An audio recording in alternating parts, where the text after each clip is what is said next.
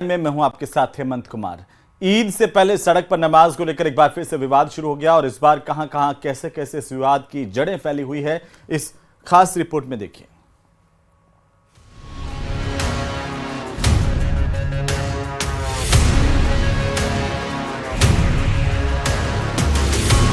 ईद से पहले नमाज पर नया विवाद।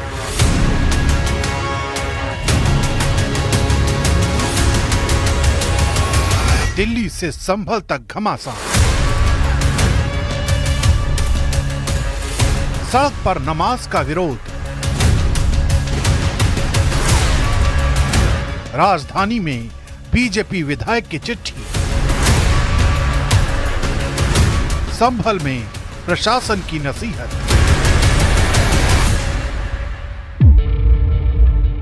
ईद से ठीक पहले देश की राजनीति में एक बार फिर नमाज विवाद की एंट्री हो गई है। इस बार दिल्ली में बीजेपी के विधायक करनैल सिंह ने सड़क पर नमाज को लेकर अपनी आपत्ति दर्ज कराई है और इस सिलसिले में दिल्ली के पुलिस कमिश्नर को चिट्ठी लिखी है। लेटर में यही लिखा है कि जो सड़कों के ऊपर नमाज हो रही है, नमाज पढ़ते हर शुक्रवार को ट्रैफिक जाम हो जाता है, एम्बुलेंस फंसी रहती है। मैंने एक माता मंदिर जो हमारा कनाट प्लेस के पास है, वहाँ पर आधे घंटे तक एक एम्बुलेंस खड़ी रही। मैं नीचे उतर के उनको कहा भी है, भाई एम्बुलेंस फंसी हुई है, उनके कान पर जू नहीं रहेंगी। और ये हर हफ्ते का सवाल है। जब मस्जिद के पास उनके पास जगह है तो मस्जिद में नमाज पढ़े। ऐसा नहीं हम किसी कानून के विरोधी हैं, अपने कानून का पालन करें, ट्रैफिक व्यवस्था को ठीक से चलने दें, क्योंकि ट्रैफिक व्यवस्था में सिर्फ हिंदू ही नहीं है, मुसलमान भाई भी हैं, उनके दूसरे धर्मों के लोग भी हैं। लेकिन आम आदमी पार्टी के विधायक जुबैर अहमद ने आरोप लगाया है कि बीजेपी धर्म की राजनीति कर रही है। कभी अजान से दिक्कत होती है, कभी नमाज से दिक्कत होती है, कभी मीट की दुकानों से दिक्कत होती है। इनको दिक्कत ही दिक्कत है, इनको कुछ नहीं है। जब मुद्दे की बात नहीं करनी होती, लोगों को डाइवर्ट करना होता है, तुम्हारे पास बताने के लिए कुछ नहीं होता, तो धर्म की राजनीति पे ये लोग आ जाते हैं। हाँ, निश्चित रूप से माँ की पूजा हो और नवरात्रों का कार्यक्रम मनाया जाता हो और मीट तक क्या शराब शुरू मच्छी ये अंडे वगैरह, हम इसके बिल्कुल निश्चित रूप से इसके पक्षधर नहीं है, नहीं होना चाहिए। और जहाँ जहाँ मीट की दुकानें खुली हैं उनको नवरात्रों में आपस में भाईचारे को रखते हुए उन लोगों को बंद करना चाहिए।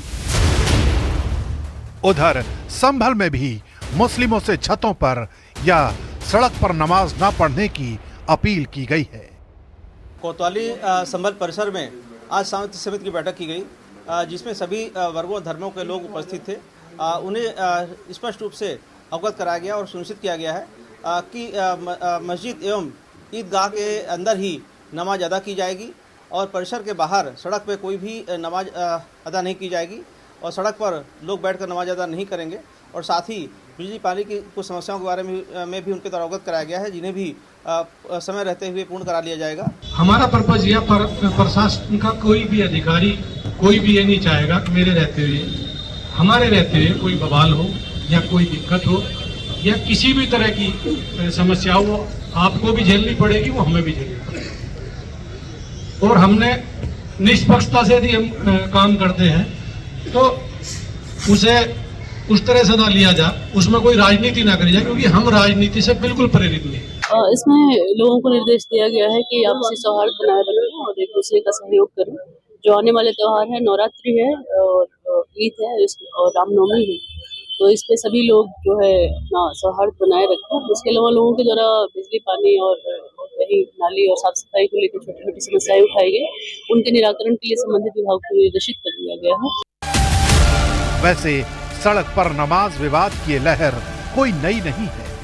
पहले भी सार्वजनिक जगहों पर नमाज का विरोध होता रहा है, लेकिन इस बार ठीक ईद से पहले इस विवाद ने तूल पकड़ा है। देखना है कि इसका असर क्या होता है।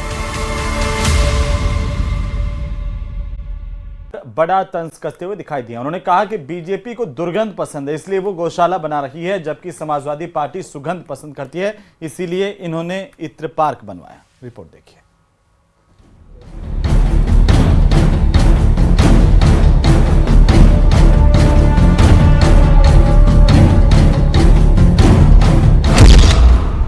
अखिलेश यादव का बीजेपी पर बड़ा हमला। कन्नौज में रहकर के हम लोगों ने भाईचारे की सुगंध दी है।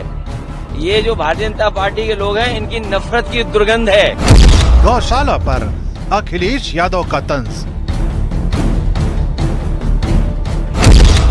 दुर्गंध वर्सेस सुगंध बना सियासी मुद्दा। बीजेपी का अखिलेश पर पलटवार। गौशाला में सनातन की आस्था को तलाशो। ये गौ माता है, इनको माता कहा जाता है। इत्र पार्क बनाम गौशाला पर आर पार। सुगंध के शहर कन्नौज में समाजवादी पार्टी के अध्यक्ष अखिलेश यादव के कदम पड़े तो उनके सियासी पिटारे से एक और मुद्दा निकल आया, और वह मुद्दा था गौशाला का, सुगंध बनाम दुर्गंध का। कन्नौज में रहकर के हम लोगों ने भाईचारे की सुगंध दी है। ये जो भारतीय जनता पार्टी के लोग हैं, इनकी नफरत की दुर्गंध है। मैं तो कन्नौज के सुगंध वाले लोगों से कहूंगा, ये भारतीय जनता पार्टी की दुर्गंध को हटाएं। अभी तो थोड़ी हटाई है, अगली बार और हटा दो, जिससे कि कन्नौज का विकास रुका हुआ आगे बढ़ जाए। आप बताइए, दुर्गंध पसंद करते हैं इसीलिए गौशाला बना रहे हैं, हम सुगंध पसंद कर रहे थे इसलिए इत्र पार्क बना रहे थे। बताइए, ये सांड पकड़ रही है सरकार के नहीं पकड़ रही है? आप खुद जानते होंगे। अखिलेश ने अपने बयान में एक साथ कई मुद्दों को हवा दी, लेकिन उन हवाओं के आगे बीजेपी के नेता दीवार बन गए। मोर्चा संभाला बीजेपी के बड़े नेता दिनेश शर्मा ने। उन्होंने पलटवार करते हुए कहा कि गौशाला में सुगंध नहीं, सनातन की शक्ति देखनी चाहिए।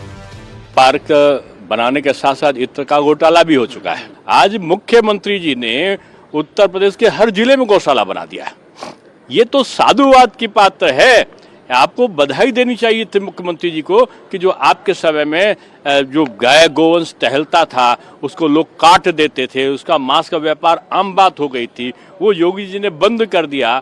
तो गौशालों में आप दुर्गंध और सुगंध क्यों तलाश रहे हो? गौशाला में सनातन की आस्था को तलाशो। ये गौ माता है, इनको माता कहा जाता है और मां पर टिप्पणी नहीं की जाती है। अखिलेश के तंज पर बीजेपी का पलटवार यही नहीं थमा। जिनके आदर्श औरंगजेब और बाबर होते हैं, स्वाभाविक है उनको गौशालाओं से दुर्गंध और बूचड़खानों से सुगंध आती ही है, इसमें कोई कहने की बात नहीं। 2027 में उत्तर प्रदेश में विधानसभा चुनाव होने हैं, यानी अच्छा खासा वक्त बाकी है, लेकिन उससे पहले ही मुद्दों की नींव तैयार की जा रही है ताकि सियासी इमारत को खड़ा किया जा सके।